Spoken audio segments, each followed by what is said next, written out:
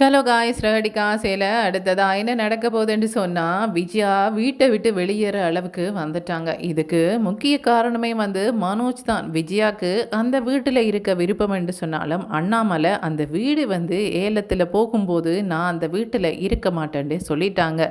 சிந்தாமணிக்கு ஏற்கனவே மீனாவோட பிரச்சனை இருந்தது. மீனா அதுக்கெல்லாம் பயப்படவே இல்லை. மீனா சிந்தாமணிக்கு எதிராக ஒரு அவங்க கம்ப்ளைண்ட் கொடுக்குறதா சொல்லியிருந்தாங்க. அதை சிந்தாமணி வீட்டுக்கே போய் மிரட்டியிருந்தாங்க. இங்கே பாரு, நீ எத்தனை பேர்கிட்ட வட்டிக்கு பணம் வாங்கியிருக்கிற, அது மட்டும் இல்லாமல் அவங்கள தொழில் செய்ய விடாமல் பண்ணியிருக்கிற, இதெல்லாம் கம்ப்ளைண்டாக கொடுக்க போகிறேன்ட்டு அவங்க போலீஸில் போய் கம்ப்ளைண்ட் கொடுக்குறாங்க. இதை கேள்விப்பட்ட சிந்தாமணி என்ன பண்ணுறாங்கன்னு சொன்னால், நான் பணப்பெல்லாம் உள்ளவா, அது மட்டும் இல்லாமல் எனக்கு நிறைய பேர்ட்ட ஆதரவு இருக்குது, இது இல்லாமல் எதுவுமே இல்லாத இந்த பூக்கற்றவ எனக்கு எதிராக இந்த மாதிரியான விஷயமெல்லாம் பண்ணும்போது நான் பார்த்துட்ருப்பேன்ட்டு சும்மா நெச்சாலா வந்துட்டு என்ன பண்ணுறாங்கன்னு சொன்னால், அவங்க அந்த ஃபைனான்ஸர்கிட்ட திரும்ப சொல்கிறாங்க. இங்கே பாருங்கள், அவங்க 10 லட்சம் ரூபா பணம் தந்துட்டாங்க தான், ஆனால் அவங்க இப்படியே திரட்டுமெண்டு பார்த்துட்டு இருக்க வேண்டாம், அவங்க எவ்வளவு காலம் உங்கள்கிட்ட கேட்டாங்க என்று கேட்குறாங்க. அதுக்கு அந்த ஃபைனான்ஸர் என்ன சொல்கிறாங்கன்னு சொன்னால், 3 months கேட்டாங்க என்ற மாதிரி சொல்கிறாங்க. 3 months வரையும் வெயிட் பண்ண வேண்டிய அவசியமே இல்லை, நீங்கள் 38 லட்சத்தை உடனடியாக தாங்கோ, எங்களுக்கு பணம் தேவை என்ற மாதிரி அவங்களுக்கு நெருக்கடியை கொடுக்கணும், இல்லைன்னு சொன்னால் நான் இந்த வீட்டை ஏலத்தில் போக வச்சிருவேன் என்ற மாதிரி சொல்லுங்க என்ற மாதிரி சொல்கிறாங்க. இதை கேட்ட அந்த ஃபைனான்சரும் சரி என்று சொல்லிட்டு அவங்க என்ன பண்ணுறாங்கன்னு சொன்னால், விஜயா வீட்டுக்கு மிரட்டுறாங்க. இங்கே பாருங்கள், நீங்கள் 10 லட்சம் தந்தாச்சு தானே, இன்னொரு 38 லட்சத்தை ஆறுதலாக கொடுக்கலாம், அல்லது போனால் 3 மாதத்துக்கு கொடுக்கலாமண்டு வெயிட் பண்ணிகிட்ருக்க வேண்டாம், நீங்கள் வெயிட் பண்ணலாம், ஆனால் நான் வெயிட் பண்ண மாட்டேன் என்ற மாதிரி சொல்கிறாங்க.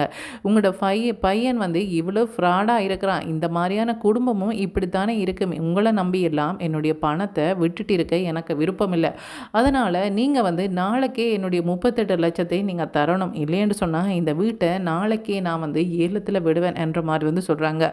இதுக்கு அண்ணாமலை என்ன சொல்கிறாங்கன்னு சொன்னால், உங்களுக்கு ஏற்கனவே 30 லட்சத்துக்கு நாங்கள் வட்டி கட்டிகிட்டு இருந்தோம், நீங்கள் மேலதிகமாக இன்னுமே ஒரு 18 லட்சம் அவங்க வாங்கினதா சொல்லி நீங்கள் அதுக்குமே இப்போ வட்டி கட்ட சொல்லி சொன்னீங்க, அப்புறமா இல்லை வட்டியை முதலுமா உடனே தாங்கோன்ட்டு கேட்டீங்க, நாங்கள் 3 மாதம் அவகாசம் கேட்டோம், இப்போ 3 மாதத்துக்குள்ளே தருவம் பண்ணுறதுக்கு உங்களுக்கு நல்ல மாதிரியே முத்து 10 லட்சம் ரூபாவை தந்துட்டாங்க தானே என்ற மாதிரி சொல்கிறாங்க. இன்னும் ஒரு 38 லட்சம் எப்பேடுபட்டாவது நாங்கள் அதை தந்துடுவோம் என்ற மாதிரி சொல்கிறாங்க. இங்கே பாருங்கள், நீங்கள் தருவீங்களோ தரமாட்டீங்களோண்டு நான் யோசிச்சுட்டே இருக்கேன், நான் விரும்ப என்னுடைய பணம் நாளைக்கு வரணும், இல்லைன்னு சொன்னால் இந்த வீட்டை ஏலத்தில் போட்டு நான் அந்த பணத்தை எடுத்துடுவேன் என்ற மாதிரி சொல்கிறாங்க. இப்படி சொன்னோன்னே அண்ணாமலை அழுகிறாங்க. நான் ஒரு நாள் கூட இந்த வீட்டை ஏலத்தில் வைக்கணுமென்று நினைக்கல, எனக்கு எத்தனையோ கஷ்டங்கள் வந்திருக்கு, எத்தனையோ கவலைகள் வந்திருக்கு, எத்தனையோ பிரச்சனைகள் வந்திருக்குது, அப்போ கூட இந்த வீட்டு பத்திரத்தின் மேலே என்னுடைய கண் போகவே இல்லை, எப்படியாவது இன்னும் 1 மணித்தியாலமோ 2 மணித்தியாலமோ கூடுதலாக வேலை செய்து நான் அந்த பணத்தை வாங்கணுமென்று நினைச்சேனே ஒழிய, ஆனால் இந்த வீட்டு பத்திரத்தை கொண்டு போய் வைக்கணுமெண்டு நினைக்கல, ஆனால் இவன் இருக்கிறானே என்னுடைய பென்ஷன் பணத்தையும் எடுத்துகிட்டு போனான், அதுக்கப்புறமா இந்த வீட்டில் இருக்கிற எல்லா நகையும் விற்க வச்சான், பத்தாவதுக்கு இப்போ வீட்டு பத்திரம் மேலேயும் கை வச்சுட்டான், அவங்க இந்த நோட்டீஸ் போட போகிறாங்க, என்ன பண்ணுற முத்து, ஏதாவது பண்ணலாமாப்பா கேட்டுப்பாரு என்ற மாதிரி சொல்கிறாங்க. எல்லா விதத்துலையும் கேட்டு பார்த்துட்டேன்ப்பா, இந்த ஃபைனான்சர் இதை விட்டு வைக்கிறதாவே இல்லை என்ற மாதிரி சொல்கிறாங்க. எனக்கு என்னமோ சிந்தாமணி அதே மாதிரி ரோகிணி அந்த ஃபைனான்சர் இந்த 3 பேரும் சேர்ந்து தான் இதை பண்ணுறாங்க என்ற மாதிரி ஒரு டவுட் வருது என்ற மாதிரி சொல்கிறாங்க. எதை வச்சப்பா சொல்கிறேன் என்ற மாதிரி அண்ணாமலை கேட்குறாங்க. கேட்கும்போது என்ன சொல்கிறாங்கன்னு சொன்ன முத்து, இல்லைப்பா அன்னைக்கு அந்த ஃபைனான்சரோட சிந்தாமணி வந்திருந்தா, அதிலேயே தெரியுது இவவும் எதிரி ஒரு ஆள், அவளுக்கு மீனாவை சுத்தமாக பிடிக்காது, என்ன சுத்தமாக பிடிக்காது, அம்மாவோட ஃப்ரெண்டுன்னு சொன்னால் இப்படி ஒரு காரியத்தை பண்ணுவலா, அப்படி பண்ணுறான்னு சொன்னால் என்ன அர்த்தம், ஃப்ரெண்டு மாதிரி நடித்து இவங்ககிட்டேருந்து கதை அறிஞ்சிட்டு இருக்கிறாங்களே ஒழிய அவங்க ஃப்ரெண்டே கிடையாது. இது மட்டும் இல்லாமல் அன்னைக்கு எப்படி அந்த பாலரம்மாவுக்கு தெரிஞ்சுது மனோஜ் ஜெயிலில் இருக்கிறான்னு சொல்லி, உடனே தெரிகிறதுக்கு வாய்ப்பு இல்லையே, யார் சொன்னாங்க, அந்த சிந்தாமணி சொல்லியிருக்கணும், அல்லது போனால் அந்த ஃபைனான்ஸர் சொல்லியிருக்கணும். இந்த ரோகிணி பணத்துக்காக எந்த ஃப்ராடுட்டையும் போய் கையேந்தி நிற்கக்கூடியவ தான், அப்படி இதுக்கு முன்னால் சிட்டிகிட்ட எல்லாம் போய் பணம் வாங்கியிருக்கிறான், உங்களுக்கு ஞாபகம் இருக்கா, அப்படிப்பட்டவ இதையும் பண்ணியிருப்பான். இந்த 3 பேரும் சேர்ந்து தான் இதை பண்ணுறாங்களே ஒழிய தனி ஒருத்தங்க இதை பண்ணலைன்ற மாதிரி வந்து சொல்கிறாங்க. என்னப்பா சொல்கிறேன்ற மாதிரி வந்து கேட்குறாங்க. ஆமாப்பா, எனக்கு அவங்க மேலே சந்தேகம் இருக்குது. இப்போ அவங்கள சந்தேகப்பட்டு ஏன் இப்படி பண்ணினேன்னு கேட்குறதுக்கு எங்களுக்கு டைம் இல்லை. நாங்கள் அவங்கள்ட்ட பணத்தை கொடுத்துட்டோம்டா இதுலேருந்து நாங்கள் மீண்டுடுவோம். அதுதான் எங்களுக்கு இப்போதைக்கு தேவை. ஆனால் பணத்தை நாங்கள் சம்பாதிக்க அவங்க விடமாட்டேன்றாங்களே, எங்களுக்கு நெருக்கடியை கொடுத்துட்டே இருக்கிறாங்களே. நாங்கள் 3 மாதம் இல்லை 1 மாதத்துக்குள்ளேயே நான் சம்பாதிச்சு அவ்வளோ கொடுக்குற அளவில் தான் அவ்வளோ வேகமாக தான் எங்களோட வேலைகள் போய்க்கொண்டிருக்கு. ஆனால் அவங்க அதை விட ஃபாஸ்ட்டாக இருக்கிறாங்களே என்ற மாதிரி வந்து சொல்கிறாங்க.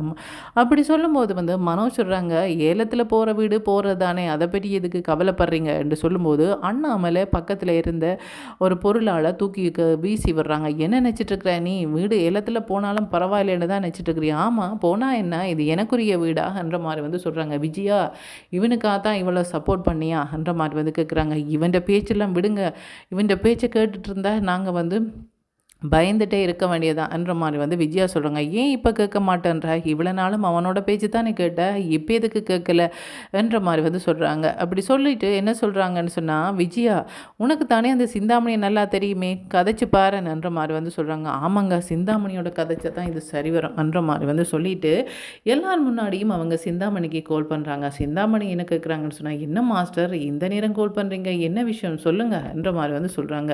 அப்படி சொல்லும்போது, என்ன சிந்தாமணி, அந்த ஃபைனான்சரை உங்களுக்கு நல்லா தெரியும் இல்லையா, அந்த ஃபைனான்சர் வந்து இவ்வளோ பணம் கேட்குறாங்க, ஏலத்தில் வீட்டை வந்து விற்க போகிறேன்றாங்க, இதுக்கெல்லாம் நீங்கள் பார்த்துட்ருக்க முடியா, நீங்கள் வந்து உங்களோட மாஸ்டருக்கு இப்படியெல்லாம் நடக்கிறத பார்த்துட்ருக்க முடியுமா என்ற மாதிரி வந்து சொல்கிறாங்க. இங்கே பாருங்கள் மாஸ்டர், தொழில் வேறு, இது அவங்கள்ட பணம், நான் வந்து உங்களோட ஃப்ரெண்டு தான், அதுக்காக வந்து அவங்க தன்னுடைய பணத்தை விட்டு வைப்பாங்களா, என்னதான் இருந்தாலும் நீங்கள் வந்து ரோகிணியை வீட்டை விட்டு அனுப்பியிருக்கக்கூடாது, அந்த பொண்ணு விடுற சாபம் போல இருக்குது, உங்களை அந்த வீட்டிலே இருக்க விட மாட்டேன்டுது பார்த்தீங்களா, எதுக்குமே பிரயோஜனம் இல்லாத அந்த பூக்கட்டுறவளை வீட்டில் வச்சுருக்கிறீங்க, ஆனால் உங்களுக்காக மாடாக உழைச்சி அந்த பொண்ணை வீட்டை விட்டு அனுப்பிட்டீங்க, இதுவே ரோகிணி உங்களோட வீட்டில் இருந்திருந்தா எவ்வளோ ஹெல்ப் பண்ணியிருப்பா என்ற மாதிரி வந்து சொல்கிறாங்க. இங்கே பாருங்கள், எங்களோட வீடு இந்த நிலைமைக்கு வந்தது அந்த பாலர்காரி தான், அவளோட பேச்சு எனக்கு தேவையில்லை என்ற மாதிரி வந்து சொல்கிறாங்க. இப்படி சொல்லும்போது வந்து சிந்தாமணி என்ன சொல்கிறாங்கன்னு சொன்னால், சரி உங்களுக்கு தேவையில்லாமல் இருக்கலாம், ஆனால் நான் எனக்கு மனசில் பட்டதை சொன்னேன், அவங்க இருந்திருந்தா எவ்வளோ பேர் அவங்களுக்கு பழக்கம் ஏதாவது பண்ணியிருப்பேன், இந்த பூக்கற்றவளுக்கு யாரை தெரியும், அவளை போல் 4 பூக்கற்றவளை தானே தெரியும் என்ற மாதிரி வந்து சொல்கிறாங்க.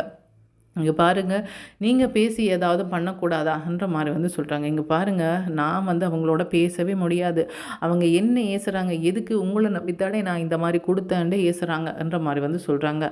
இப்படி சொல்லும்போது வந்து அண்ணாமலை வந்து கையை காட்டுறாங்க. விடு விஜயா, இது வேலைக்காகாது என்ற மாதிரி வந்து சொன்னோன்னே சரி என்று சொல்லி விஜயா வந்து ஃபோனை வச்சிடுறாங்க. அண்ணாமலை சொல்கிறாங்க, இப்போ பற்றியா அவங்க பேசுகிறத பார்க்கும்போதே தெரியுது அந்த பாலர்காரி இவங்களோட சம்மந்தப்பட்டிருக்கிறாங்க, எதுக்கு ரோகிணிக்கு அந்த சிந்தாமணி வந்து இவ்வளவு இறக்கப்படும், இறக்கப்படுறதுக்கு என்ன காரணம், சிந்தாமணிக்கும் ரோகிணிக்கும் பெருசாக பழக்கம் இல்லையே இந்த வீட்டில் இருக்கும்போது, இந்த வீட்டை விட்டு போனதுக்கு அப்புறமா இந்த வீட்டில் யார் யாரெல்லாம் எதிரியாக இருக்கிறாங்களோ அவங்களோட எல்லாம் பழக்கம் பிடிச்சிருக்கிறா போல இருக்குது, அப்புறமா தான் தெரிய வருது எங்களுக்கு என்ற மாதிரி வந்து சொல்கிறாங்க.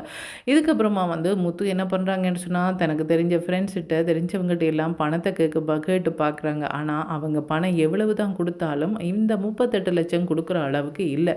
இப்போ அண்ணாமலை என்ன சொல்கிறாங்கன்னு சொன்னால், இங்கே பாருப்பா, இந்த வீடு ஏலத்தில் போகும்போது இந்த வீட்டில் நான் இருக்கக்கூடாது, நான் உயிரோடு இல்லாமல் இருக்கணும், இல்லைன்னு சொன்னால் இந்த வீட்டை விட்டு நான் வெளியேறி இருக்கணும், இங்கே நான் இருக்க மாட்டேன், அதை கண்ணால் நான் பார்க்க மாட்டேன்ட்டு அவங்க என்ன பண்ணுறாங்கன்னு சொன்னால், தன்னுடைய ட்ரெஸ் எல்லாம் எடுத்துகிட்டு தன்னுடைய திங்ஸ் எல்லாம் எடுத்துகிட்டு வெளியேறாங்க. அப்பா எங்கப்பா போகிறீங்க, நீங்கள் எங்கேப்பா தனியாக போவீங்க, நான் எங்கேயோ போகிறேன்னப்பா, என்ன தேடாதீங்கன்ற மாதிரி வந்து சொல்லும்போது முத்து மீனா பின்னாடியே போகிறாங்க. அதே மாதிரி வந்து விஜயாவுமே பின்னாடி போகிறாங்க.